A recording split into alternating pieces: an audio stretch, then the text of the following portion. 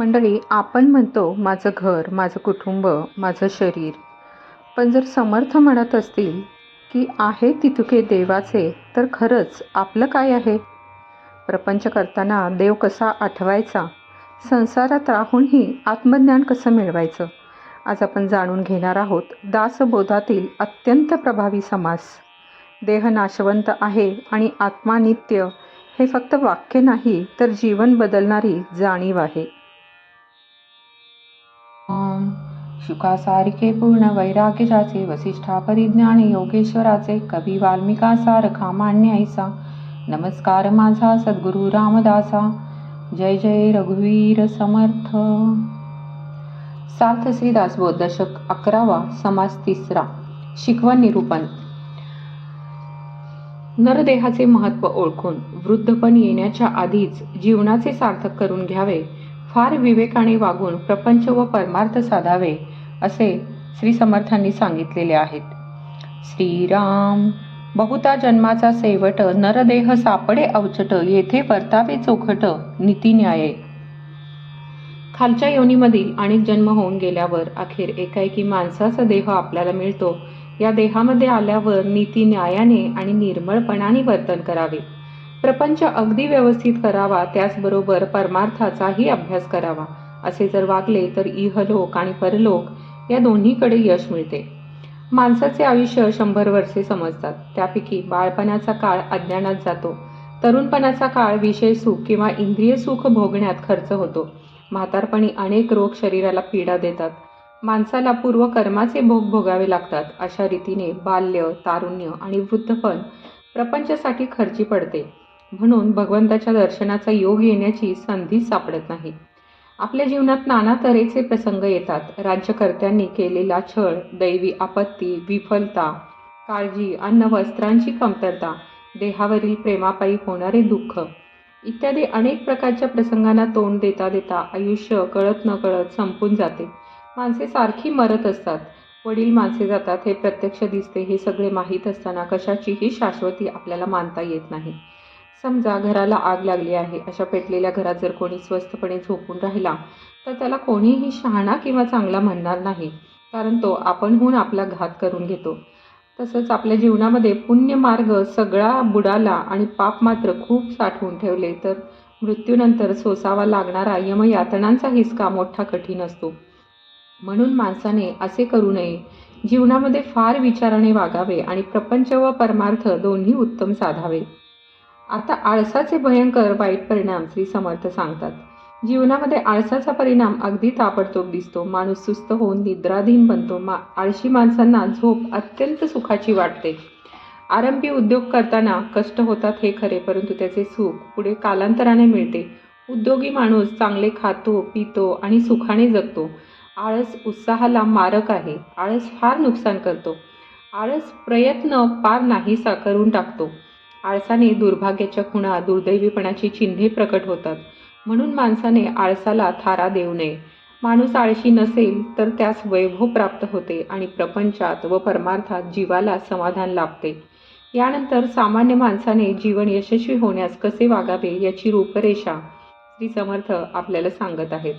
आळस टाकून प्रयत्न करावा हे खरे, पण तो कोणता प्रयत्न करावा ते सांगतो. श्रोत्यांनी ते लक्षपूर्वक श्रवण करावे. सकाळी लवकर उठावे, काहीतरी पाठांतरे करावे. ते झाल्यावर आपल्याला जसे शक्य असेल तसे भगवंताचे स्मरण करावे. मग लांब कोठेतरी शौचास जावे. नंतर स्वच्छ पाण्याने हातपाय धुवावे व आचमन करावे. मग दात घासावे, प्रातःस्नान करावे. त्यानंतर संध्या करावी, पितृतर्पण करावे, देवाची पूजा करावी आणि यथासांग वैश्यदेव करावा. हे इतके आटोपल्यावर थोडे खाऊन घ्यावे. मग प्रपंचाच्या उद्योगास आरंभ करावा. गोड शब्दांनी सगळ्या संबंधी माणसांना खुश ठेवावे. प्रत्येकाने स्वतःच्या व्यवसायामध्ये अगदी जबाबदारीने वागावे. बेसावधपणे वागले तर प्रसंगी एखादे पोर देखील फसून जाते. जो माणूस चुकतो, फसतो, वस्तू विसरतो किंवा हरवतो आणि आठवण झाली की तळमळ करतो, त्याला यश येणे कठीण होते. आळसाचा आणि गैरसावधपणाचा हा असा प्रत्यक्ष अनुभव येतो. म्हणून माणसाने आपल्या व्यवसायामध्ये नेहमी सावधपणे वागावे. तेथे आपले मन एकाग्रपणे गुंतवावे. अशा उत्तम रीतीने व्यवसाय करून घरी आल्यावर मग जेवण गोड लागते. माणसाने मननाने विचारांची वाढ करावी, दुसऱ्यांसाठी थोडे तरी आपले शरीर कष्ट व्हावे आणि भगवंतावर भरवसा ठेवून जगात वागावे. असे जो वागतो त्याचे जीवन सर्वांगाने पूर्ण बनते. जेवण झाल्यावर थोडे वाचन करावे, थोडी चर्चा करावी, मग एकीकडे एकटे बसून निरनिराळ्या ग्रंथांचा नीट अभ्यास करावा. अशा रीतीने मनुष्य वागला की तो शहाणा होतो, नाहीतर तो मूर्खच राहतो. लोकांनी ऐश्वर्य भोगावे व आपण ते लाचाराने नुसते बघावे असा प्रसंग मूर्ख माणसावर येतो. आपल्या आयुष्याचा कोणताही क्षण वाया न जाऊ देणे हे भाग्याचे लक्षण आहे. प्रपंचाचा जो व्यवसाय आपण करतो त्याचे उत्तम ज्ञान आपल्याला असावे. काहीतरी कमवावे आणि मग आपण जेवावे. कोणाचेही कधीही फुकट खाऊ नये. अडचणीत सापडलेल्या लोकांना मदत करून त्यांची अडचण दूर करावी. कोणत्या तरी चांगल्या कार्यासाठी देहाला कष्ट करायला लावावे. थोडी धर्मचर्चा करावी, पुराण ऐकावे, हरिकथा ऐकावी किंवा निरूपण ऐकावे. प्रपंच व परमार्थ मिळून आयुष्याचा एकही क्षण फुकट जाऊ देऊ नये. अशा रीतीने जीवनामध्ये सर्व बाजूंनी जो सावधपणे वागतो त्याला दुःख करण्याचा प्रसंग येत नाही. असा मनुष्य विवेकाच्या जोरावर देहबुद्धी किंवा स्वार्थ सोडून देतो. आपल्या देहासकट सारे दृश्य भगवंताच्या मालकीचे आहे असा ठाम निश्चयाने जो वागतो त्याच्या दुःखाचे मूळच उपडले जाते.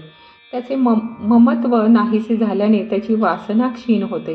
वासना क्षीण झाल्याने त्यास फलाची आशा उरत नाही. फलाच्या सुटल्याने त्याचा आनंद लोपत नाही. मग तेथे दुःखाची वार्ता कशी राहील? प्रपंच व्यवस्थित रीतीने चालण्यास पैशाची आवश्यकता असते, तर परमार्थ उत्तम प्रकारे घडण्यास विश्वातील तत्वांचे ज्ञान अवश्य असते.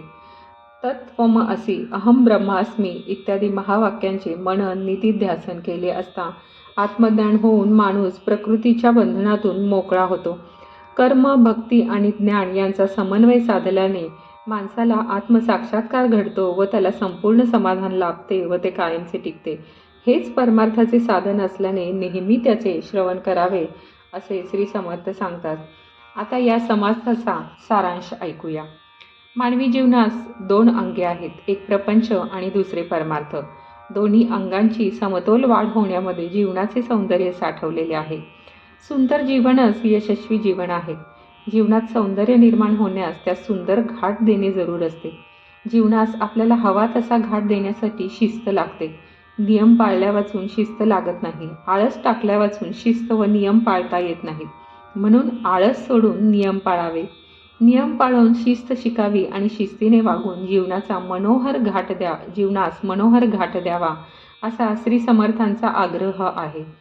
सामान्य माणसाने आपल्या जीवनाला एक सुंदर वळण कसे द्यावे हे सांगण्यासाठी श्री समर्थांनी त्यांच्या काळातील माणसाच्या दिनक्रमांची एक रूपरेषा सांगितली आहे. आजच्या काळात ती जशीच्या तशी लागू पडणार नाही, पण तिच्यामध्ये काही सर्वकालीन तत्वे आहेत ती अशी आहेत.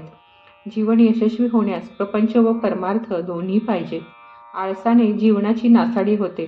आळसासारखा शत्रू नाही. सकाळी लवकर उठावे, सकाळी आत्मचिंतन करावे, सकाळी पाठांतर करावे, गोड वाणीने लोकांना खुश ठेवावे, आपल्या व्यवसायामध्ये खबरदार असावे, आपले कमवून आपण खावे, समाजाचे फुकट खाऊ नये, ग्रंथ वाचन करून त्यावर मनन करावे, आपल्या व्यवसायाचे उत्तम ज्ञान असावे, अडचणीत सापडलेल्या माणसांना मदत करावी, दुसऱ्यासाठी शरीर थोडे तरी कष्ट व्हावे, भगवंताचे आपण विश्वस्त आहोत या भावनेने प्रपंच करावा. प्रपंचामध्ये पोटापुरता पैसा अवश्य असावा. परमार्थामध्ये आपणच शोध घ्यावा. ही 15 मण्यांची माळा जो गळ्यात घालून जीवन जगेल त्याचे जीवन धन्य होईल असा श्री समर्थांचा अभिप्राय आहे. इति श्री दासबोधे गुरुशिष्य संवादे शिकवण निरूपण नाम समास 3 समाप्त. जय जय रघुवीर समर्थ. तुम्हाला हा व्हिडिओ आवडल्यास कमेंट, लाईक, शेअर करा आणि पुढील व्हिडिओसाठी हे चॅनल सबस्क्राईब करायला विसरू नका. श्रीराम.